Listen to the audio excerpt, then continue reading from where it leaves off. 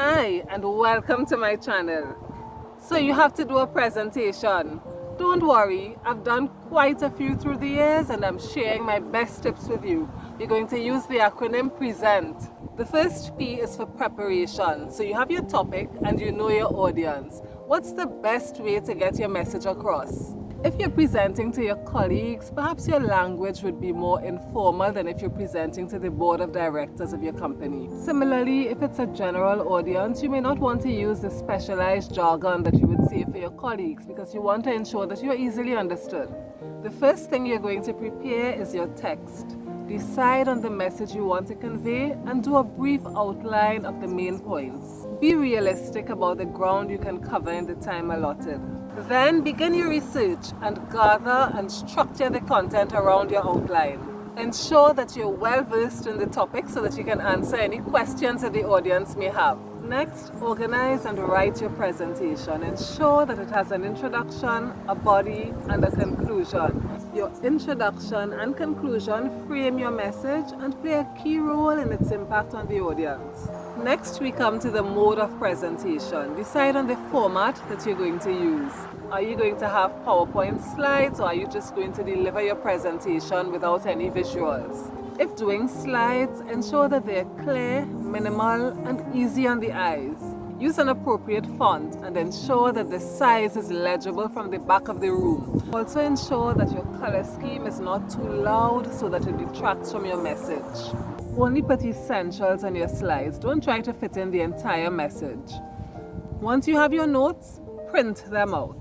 Bullet points work well. If you have too much text, you may be tempted to read your presentation, and that's a no-no. After you've completed and tweaked your presentation, don't forget to back it up. I learned that the hard way. I once had to do a presentation abroad, and when I got there, the file, for some reason, had become corrupted, and I was not able to open it. Luckily, my colleagues were able to get a new presentation to me. Next, prepare your equipment. Find out what equipment is going to be provided for you and what you're going to have to take yourself.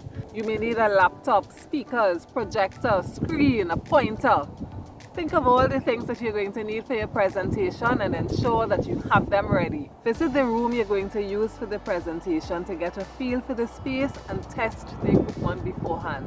You don't want to get there and find that their projector is not compatible with your laptop. And the final thing to prepare is your attire. You want to make sure that your outfit is appropriate for the audience and the environment. It also helps to wear colors that complement you and to put on that outfit that makes you feel like $1 million. That's going to boost your confidence. Don't go too loud on the makeup or jewelry. You don't want to wear any bangles that will make noise or any earrings that will distract the audience and detract from your message. Keep it simple but elegant. R is for rehearsal. You need to familiarize yourself with the message and to practice. Perhaps you can memorize the introduction, conclusion, and main points. If you have your notes and bullet points, they can trigger your memory. Practice a few times. Have a friend, family member, or colleague watch you rehearse. They'll tell you which parts weren't very clear and give you some tips on your body language and delivery. If you can't find someone, rehearse in front of the mirror and really watch yourself.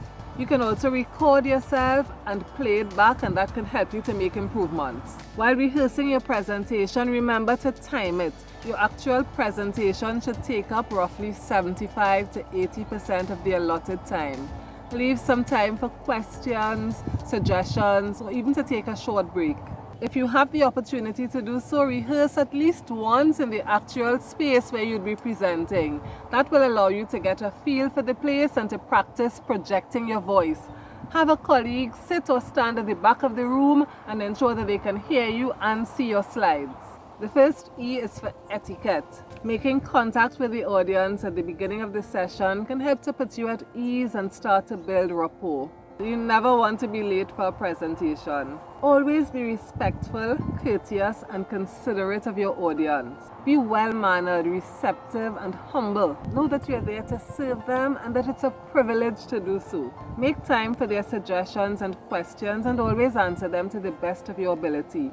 Thank them for their contribution and their question. If you're unable to answer their question, let them know and make arrangements to get the answer to them later, or refer them to someone else who will be able to assist.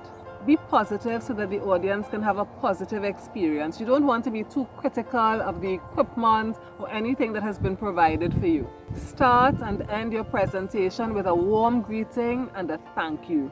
S is for self-care. You want to ensure that you're at your best for your presentation. Get sufficient rest and sleep the night before your presentation. Don't stay up too late practicing. Get some exercise to release endorphins so that you feel energized. Eat a light, healthy meal before the presentation. You don't want to be tired and hungry. Also have some water with you in case your throat gets dry. Find some time to relax and visualize a positive presentation. The next E is to engage.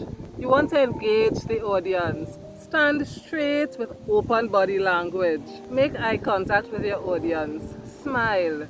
Smiling conveys confidence and enthusiasm. And if you're enthusiastic about your presentation, the audience will be as well. If the room is large, divide it into sections and make eye contact with the different sections from time to time.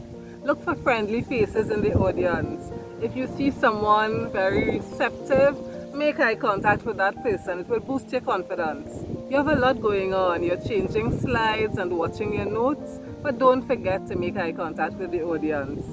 Is the audience nodding, smiling, bored, falling asleep? You may need to have an energizer or ask some questions to wake them up. Change the energy in the room. N is for nerves. Mark Twain said there are two types of speakers, those who get nervous and those who are liars. So no matter how relaxed you are, you're bound to feel a bit nervous.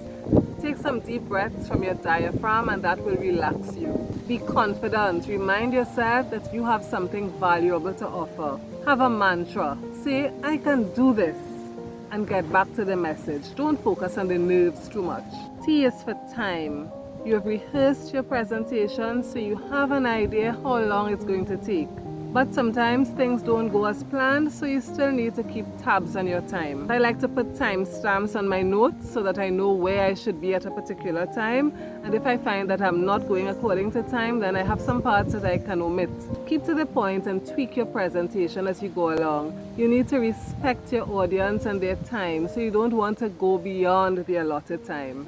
So tell me, did any of the tips resonate with you? Share with us in the comments if you have any other tips to add.